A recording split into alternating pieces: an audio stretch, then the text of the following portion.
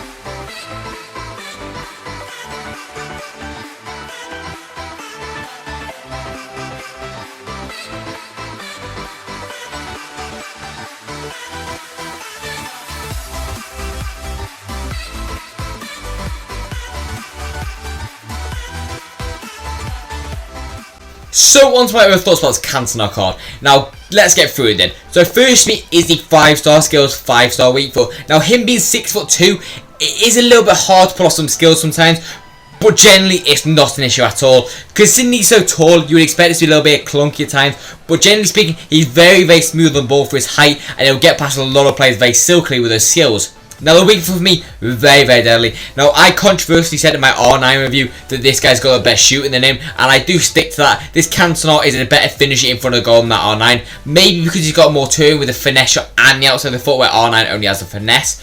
But with that being said, this Cantona card is incredible at shooting, and I genuinely recommend you trying him out. Now 1v1 shooting, you're going to miss maybe one chance out of 100 if it's not human error.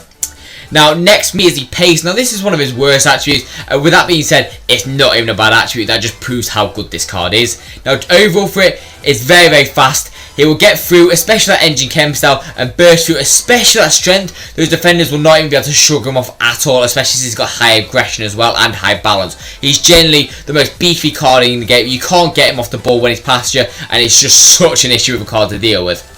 Now next up for me is his shooting. Now as I've already talked about, he's got the finesse shot trait, he's got the outside the foot shot trait, he's got incredible shot power, incredible shooting. You don't need to boost this at all on both feet. He's very, very unpredictable, and he's very, very strong, so he can get that shot off on both feet and no one can even touch him.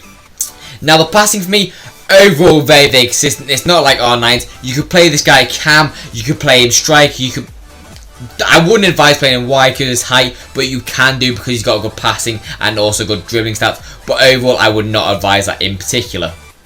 But with that being said, he still does also have really good curve on that, which obviously adds finesses. So if you're going to do some skills, get him in the box, curl around the goalkeeper, it's going to go in a lot of the time, as you see in the clips from me.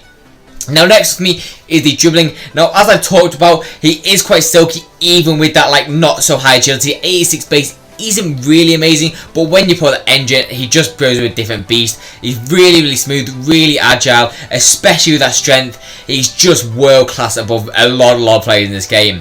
Now like Poja again goes hand in hand with that finishing. Both feet just so strong, so deadly, and you'll hear that a lot. He's just very, very well rounded.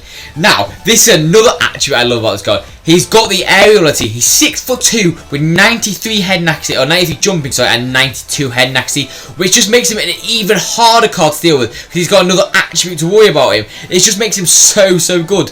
Now he's got the 92 stamina to add to that, with a 92 strength, with a 94 aggression. It just gets better and better about this card. There's generally not a single stat you can nitpick where you go is really bad. Like R9 is obviously better in some regards, like the pace, the agility, some of the shooting attributes he's better in, but generally speaking, this Cantona card has less faults than that R9 card. Now that's not saying he's better, because I think that R9 card is better overall, but to do everything well rounded, this Cantona card is different gravy.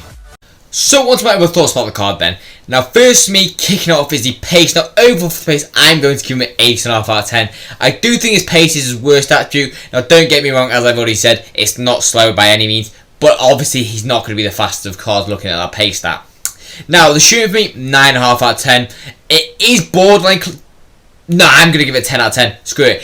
Cantona's shooting is incredible. There's nothing that card is missing. I was going to give him a 9.5, but generally thinking about it, he is very, very clinical, and there's not many things this card can't do. Now, passing for me, I'm going to give it a 9 out of 10. There is room for improvement on his passing, but generally it's very minimal, and it's a very, very good card for passing overall, and it'll be very consistent.